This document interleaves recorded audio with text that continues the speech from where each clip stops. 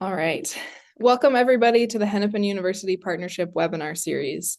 Today's webinar is titled Clearing the Waters, Delivering on the Drinking Water Action Plan for Minnesota, and is presented by Dr. Peter Kalo.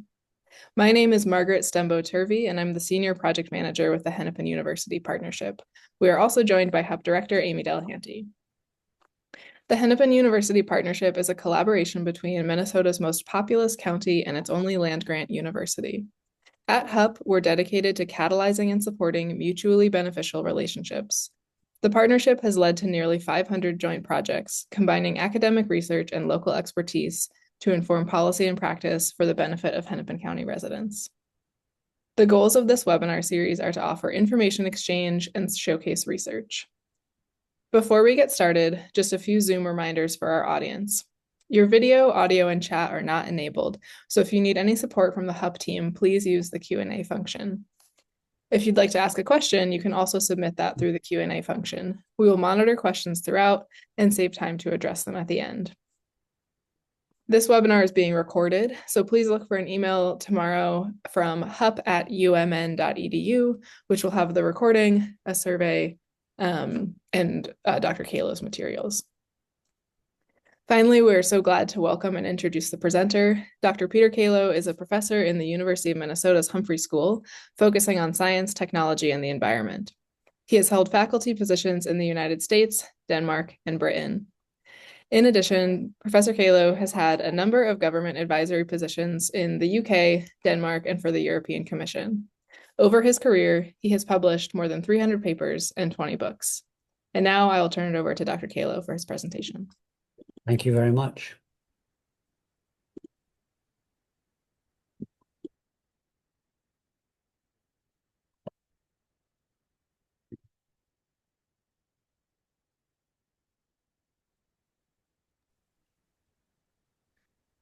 Well, thank you, Margaret, for the invitation, and I'm pleased to be able to come and tell you something about the drinking water action plan, the state drinking water action plan that was just published a couple well, at the beginning of November.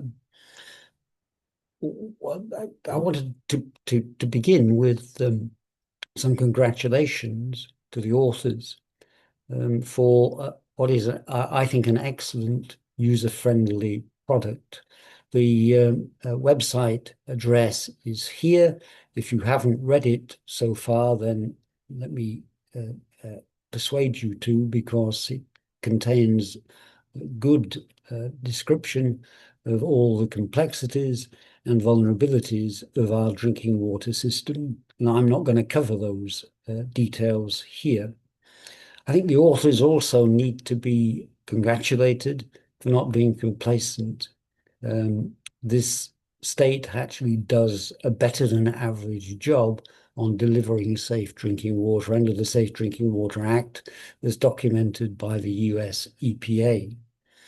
The authors of the action plan, there are 5 agencies involved, 6 agencies involved, the state agencies, together with the Metro Council. But it's the MDH, I think, who has taken the lead.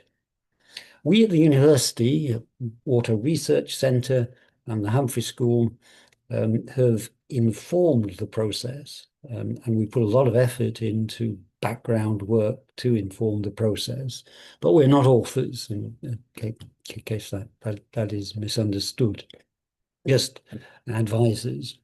I'll come to credits for the Water Research Centre later, but what I want to do in this presentation is give my own personal spin on delivering the Drinking Water Action Plan. So why bother? Given the fact that the system seems to be delivering safe drinking water consistently, what's the problem? The problem is that the systems face an increasing array of potential contaminants, both agricultural and industrial, and from personal use. and those are going to be impacting the system. The system that we're talking about is complex and in parts aging. So we've got rusting and leaking, and this lets bad things into the system. There are going to be increasingly extreme weather events as a result of climate change, and this is going to involve both flood and drought and have an impact on the quality and the quantity of water. There are also declining populations in rural areas, and as a result of socioeconomic pressures. And that means that people there are going to have to spend more per head on developing, on supporting the drinking water treatment systems. And then there's also private wells. 20% of people in the state are actually using drinking water from private wells, and yet they get absolutely no support in terms of testing and treating their water supply. And they're considered to be a little bit it needs to be fairer. So these are the kinds of issues that have been behind the development of the action plan. The action plan itself then responds to these issues and has developed a number of goals, broad goals for action over 10 years, and with biennial review. So the goals, essentially 5 of them. First, protect sources of drinking water. And for those of us who use public water systems, these are the water is from groundwater, public wells, and from surface waters, the lakes and rivers. The plan also seeks to establish resilient drinking water infrastructure to ensure this is key safe tap water and to anticipate and manage emerging risks. Also to engage with partners. And the vision is for everyone, everywhere, to have safe and sufficient drinking water. So these are the goals. What I want to do in this presentation, this is my personal spin, is to show how the goals relate to the development of the use of good water science. And this, in fact, relates to my broader work at Humphrey on science and public policy, and gives me an excuse, frankly, an excuse to share my ebook, just published by a university library, with you, to look at these issues of the way the action plan delivers water science. This is certainly promotional, but I'm not selling the book, it's free of charge. Once we've gone through the presentation, in finale, I'll look at what are the kinds of things to look for in the deliverables from the action plan itself. I just need to kind of hold on. Yes, so this is the book that was published last week. It's Science and Public Policy for the public. You can get it online, and the online address will be circulated after in the documents after the meeting. The way that the book actually indicates that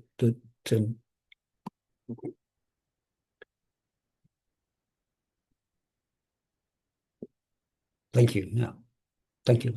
Government policies are about solving problems, and that they involve These problems involve the interaction of people and things, in our case, drinking water, and this involves the chemical, physical, and health sciences, so-called natural sciences.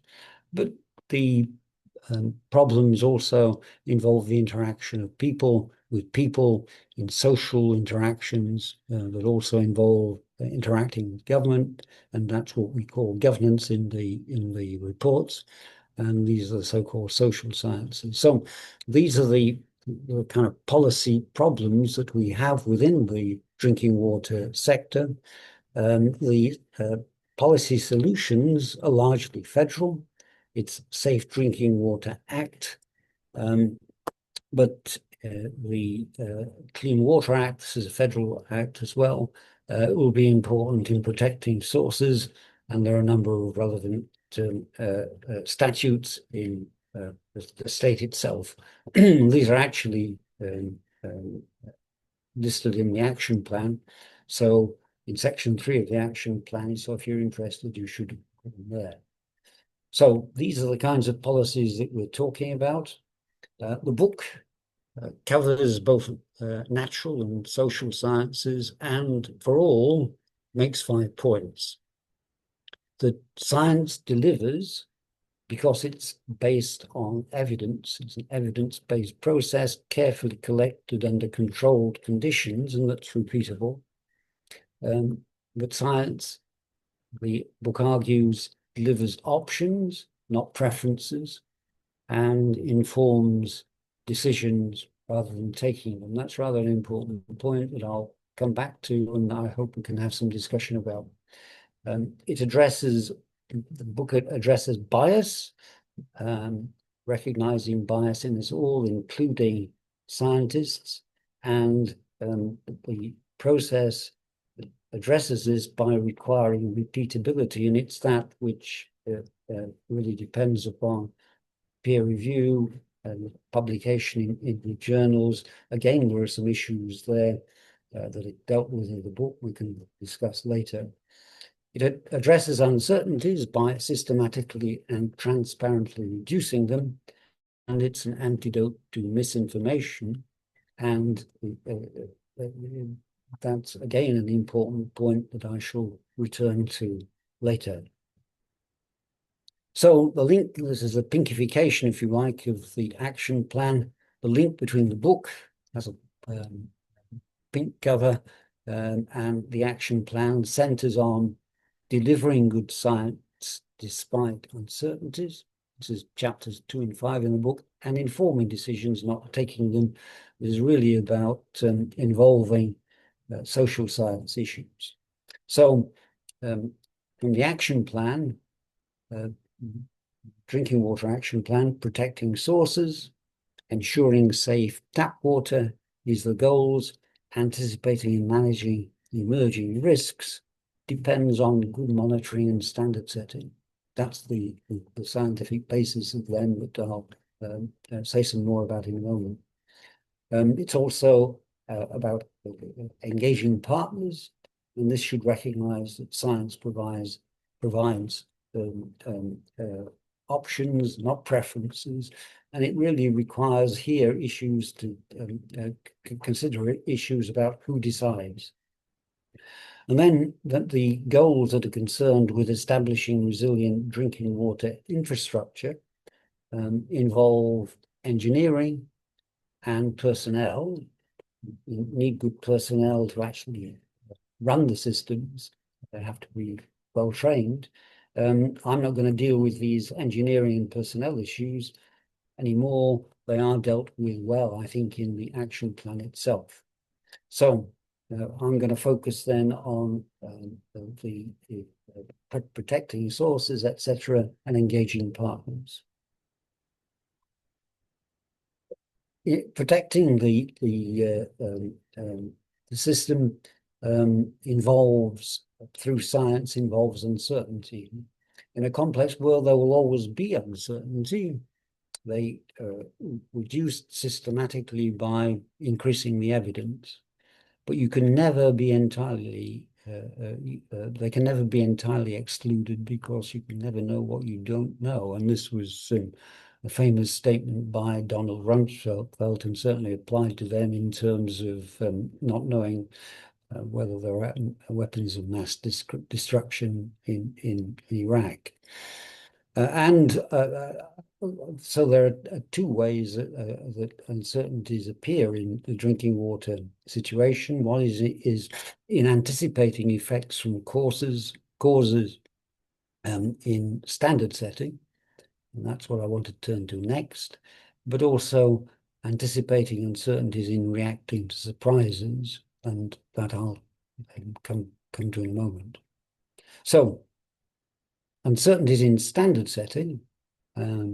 Under the Safe Drinking Water Act, the EPA sets standards for microbes, disinfectants, inorganic chemicals, organics, and this includes the forever chemicals, radionuclides. The science here is basically dose response, looking at the way that increasing exposures to the contaminants has increasing bad effects on people. The uncertainties relate to extrapolating from tests to people at home, and also in terms of dealing with chemicals.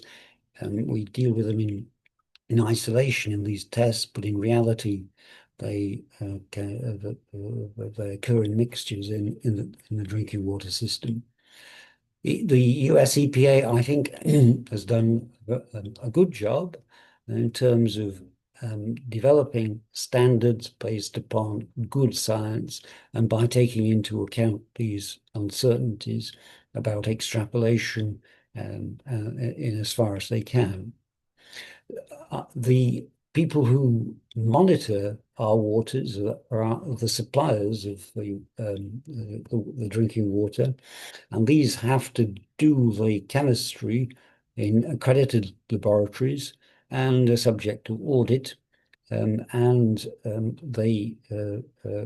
have to report their findings to MDH and they to the US EPA. So in the last year, when this was for I think 25 published by the US EPA, we in this state only 2% of public water systems recorded violations, and most of them were fairly trivial, linking to disinfectants and their side products rather than to chemicals like pesticides and industrial chemicals. And this actually performance is usual. The state has done well in these terms over the past at least 10 years. So in this sense, the state is delivering good water in good water systems. And this has been facilitated by the EPA, the US Environmental Protection Agency. Will the EPA continue to give as good support as it has, in my view, in the past? I'll come back to that question in a moment. What about chemicals of emerging concern, those not on the EPA list? And the Department of Health, MDH, has a program supported by, in fact, the Clean Water Fund that considers possible contaminants, new contaminants, by reviewing what's available, and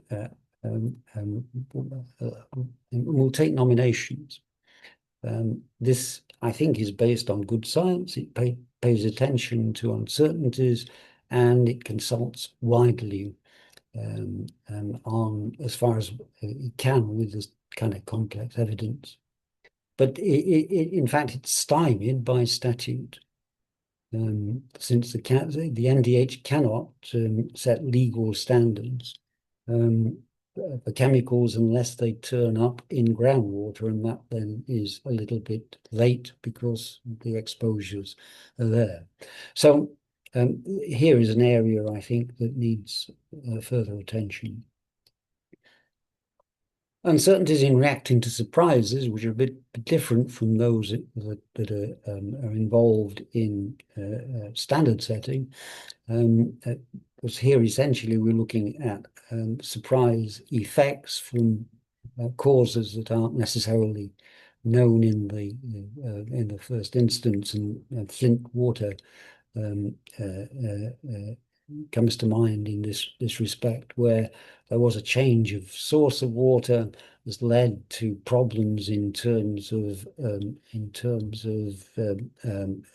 yeah, health impacts, and that they kind of ultimately got it identified in terms of a cause from increasing lead concentrations. Um, these kinds of surprise situations challenging because in a complex world there are always confounding variables, which means that it's hard to identify cause and with particular effect. Here, it's important to weigh evidence and needs an interdisciplinary team of epidemiologists. The Flint system, they didn't have one in place, and so the response took longer than it should. MDH has one of these interdisciplinary teams to respond to these kinds of surprises, and this is documented within the action plan. So let me then turn to the issue of engaging with partners. This is informing decisions, not taking them. Um, um, uh, um, the dose response curve is core in terms of uh, uh, defining how exposure to contaminants is likely to impact the users, but it doesn't define what's acceptable. In a democracy, that should relate to the preference of those affected. But the challenge of doing that, when the issues are very technical, managing risks that most of us, including governments, don't understand, is an obvious one. What we've had here is advisory bodies, scientific bodies at the US EPA have done it for us, and under the auspices of the administrator of the EPA, which connects with the political process. And in my view, that is a way of legitimizing the, um, the, uh, uh, the the procedure in terms of delivering for democracy.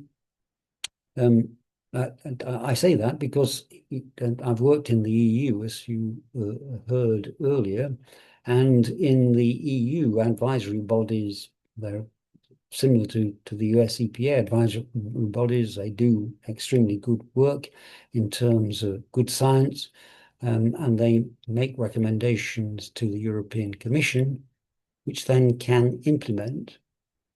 None of these is elected. And that has, I think, frustrated people in Europe. It's led to charges of elitism, and technocracy tends to turn people off, and I think has been a source of populism. But you say, but what if government ignores or contradicts established science for political reasons? Then I think the government is certainly um, promulgating misinformation in those uh, terms, um, except by chance. This is not going to work in any policy and may lead to serious consequences in terms of public health. Uh, Science needs to draw attention to this very, very clearly when it's happening, but it doesn't have the mandate, the political mandate, to make proposals about what should be done. And that's for the electorate, I think, to act upon. This is dealt with very in some detail in chapters 4 and 6 of the book, and maybe this is an area that we should return to in the discussion. There are other ways of being more participatory and deliberative. not just about standards, but in drinking water issues more broadly. Um, One way of making decisions is using cost-benefit analysis. And this basically uses market values as proxy for what we want. And we, in association with the Department of Health, use this kind of approach in looking at the replacement of lead service lines. Many of the old buildings, homes in the state have lead service lines still, and to remove them, because there are a lot of them, is very costly. It's in billions of dollars. But we were able to compare that with the benefits of avoiding losses to the economy through impaired IQ and knock-on effects to employability. And then when you looked at the benefits in those terms, it was twice as the savings were twice as much as the costs. So, and I think this influenced the legislature in terms of making appropriations, which have now been made, and is a program in place, and part of the action plan um, uh, is to facilitate that. Not all, I think, like the use of economics values in this kind of way. I do, because I think it is it provides with transparency, it provides numbers, it provides us with at least something to discuss if it and it is transparent. Another way of approaching and making decisions is using social science surveys and interviews to find out what users want. And then the social sciences involves in certain uncertainties itself, which need to be made clear. The lead work, by the way, is documented in the website at the bottom of this slide. Addressing governance is part of better engagement, I think. The science recognizes that drinking water systems are complex, interconnected, and integrated. But within the state, a large number of agencies are involved in regulating the water system with split responsibilities, and that doesn't necessarily always lead to the best results. The legacy amendment itself has catalyzed interaction between the agencies, but it needs to be the action plan needs to be made more explicit. Underpin with statutes that clarify responsibilities and that address this issue of MDH not being able to define standards for chemicals until they appear in groundwater. So how far to go with all this should depend upon, I think, costs, benefits, equity, and public preferences. And here, I think, again, the social sciences could help in terms of um, um, um, assessing what public preferences are. So, coming then to what to look for in the deliverables from the action plan. First of all, I think we've got to make sure that the standards are based on good, published, reproducible science, not misinformation, and that takes some account of likely differences between test systems and people. That's where the uncertainties are. Then I think we should also make sure decisions about drinking water relate to what people want, using the social sciences, but transparently and recognizing uncertainties. And then making sure governance is efficient, effective, and carries the confidence of users. Those are the three areas that I think we need to keep in mind in reviewing the action plan as it played out. Thank you.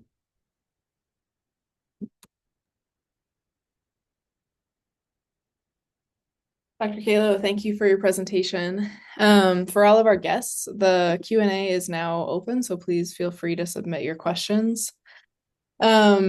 While we wait for our guests to submit questions, I'm wondering if you could talk about what role you might see either our local government partners, we have folks from Hennepin County on the call, or also our university partners, ways that they could support this work. I heard one thing I know you mentioned right at the end, the social sciences might have a role to play in assessing public preference. But I'm curious, any other thoughts you have for, like I said, both local government and university partners?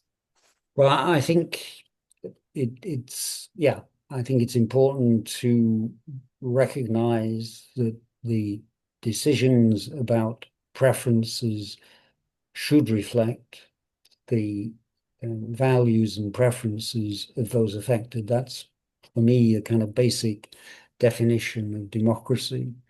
And obviously, people in the Hennepin County workforce are part of that.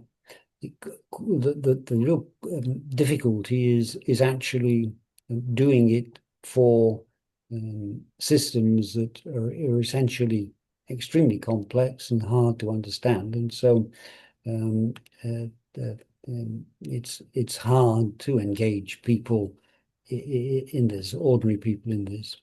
Um, so I think um, it's important to make sure that people understand the complexity of the water system that we have, and your members have a role in that.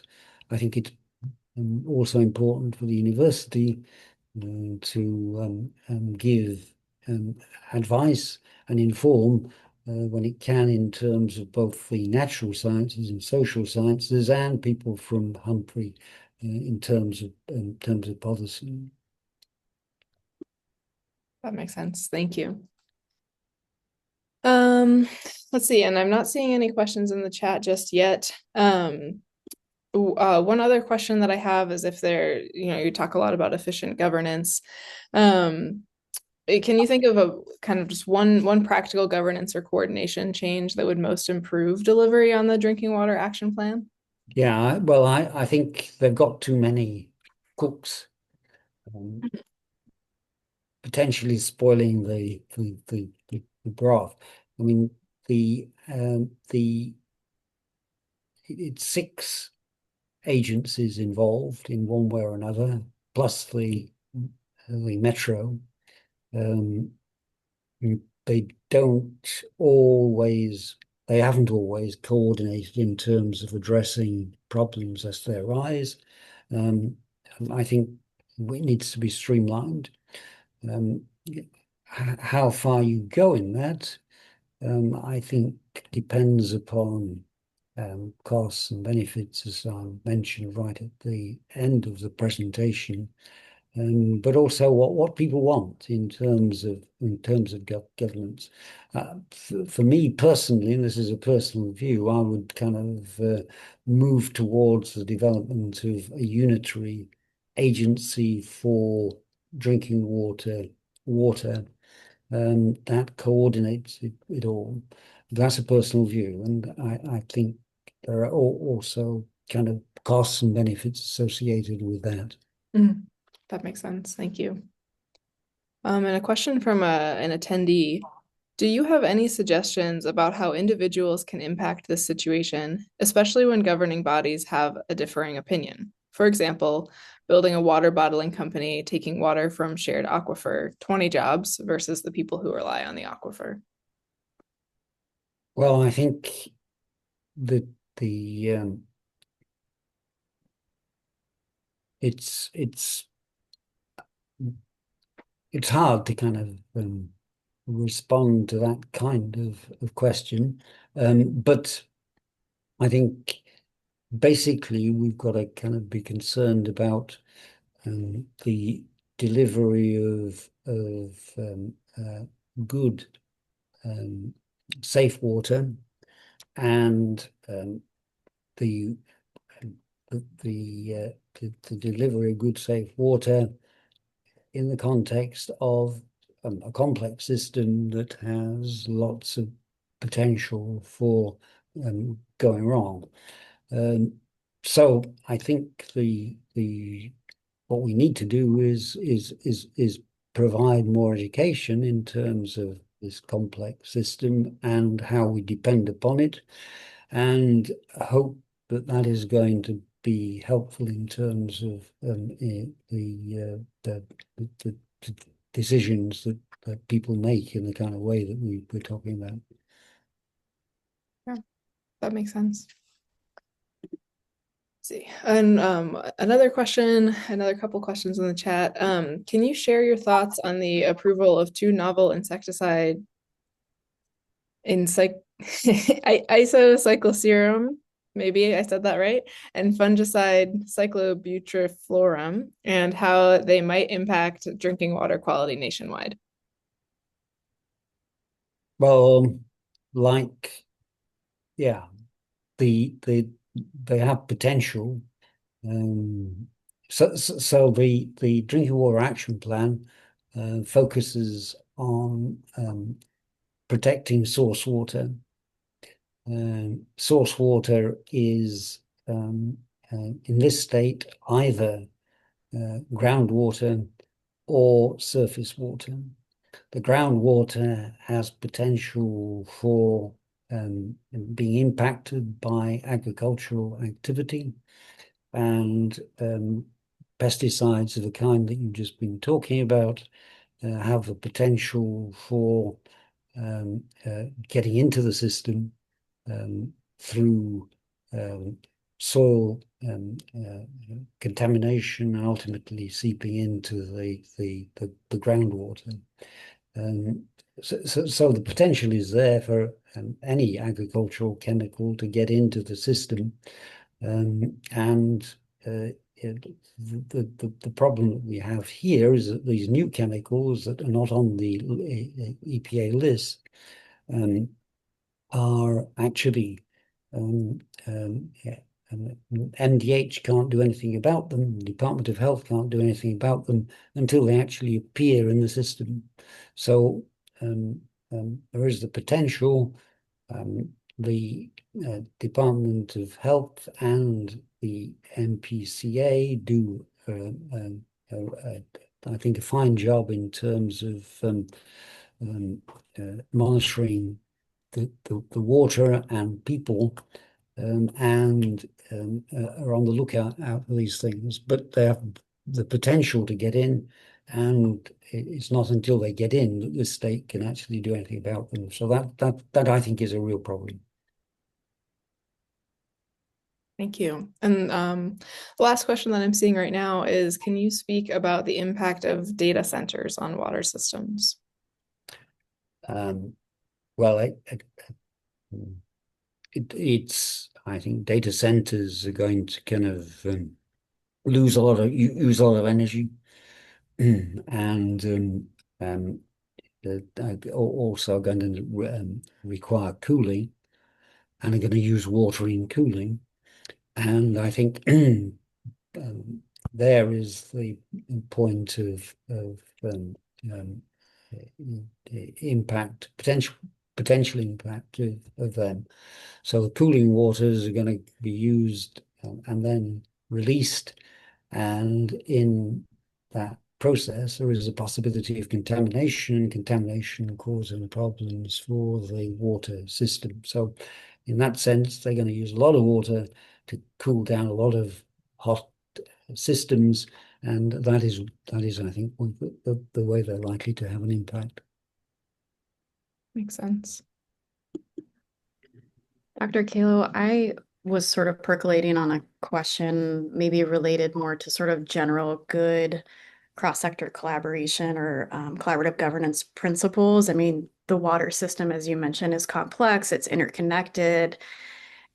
Other areas, I wouldn't pretend to know the intricacies of other areas, but I would imagine housing, social services, where no one entity, right, like owns the full issue or full system, this could apply. So I was wondering from that more like higher order level, are there principles or models that are like really particularly doing this kind of good collaborative governance well that either Minnesota or perhaps from a county perspective can kind of learn from, glean, take parts of this?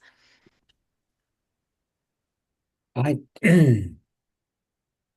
I don't know any. I'm kind of it's that I think the challenge remains that when we're dealing with systems that are um, tech systems, they'll become more and more complex and more difficult for individuals to come to terms with. And it's because of that, I think we need the help of experts, but in terms of uh, um, sharing the kind of the issues. But clearly, I mean, and there is a temptation in those circumstances for the experts actually to take a view on what the um, outcome should be. And that I think is possibly one of the biggest challenges that we have for democracy in this technological age, and that is managing things that most of us don't understand, relying on experts, and yet those experts are ultimately seen as elitist and technocratic, and it's that which I think has led to issues of popularism and reaction to popularism. So I think it's extremely hard, and in the EU, where I've worked a lot, doesn't have good examples. Here, I think I mean, I think the water system itself is a good example of different parties playing, but still there are issues, and that's why it's good that the Department of Health and the rest of them have actually got this drinking water action plan over a 10-year uh, um, um, horizon, and provide an opportunity for us to interact in a meaningful way in informing that process. So possibly coming back to drinking water, that's kind of one of the best examples we have. Thank you. Another question from a guest. What is the update on PFAS and water? It's there, and it I haven't got the details, but surely it's there, and it's uh, the federal levels standards were kind of revised down. This state revised its standards to fit in with the federal requirements. And so I think, I mean, we the state is doing what it can. All right. Well, I don't see any other open questions at this time. Dr. Kalo, a huge thank you for sharing your time and your research with us. I'm going to put in the chat for our guests. So I think I accidentally sent that just to the panelists. So let me try that again. I put a chat for our guests. If you have a minute to fill out this feedback form, HUP would love to know more about your experience. But yeah, Dr. Kalo, sorry. Thank you so much for your work on this and presenting today. And thank you to our audience for your engagement and questions and answers. Everybody, you'll receive a link to the recorded webinar tomorrow, as well as Dr. Kalo's materials. Thank you so much. Thank you.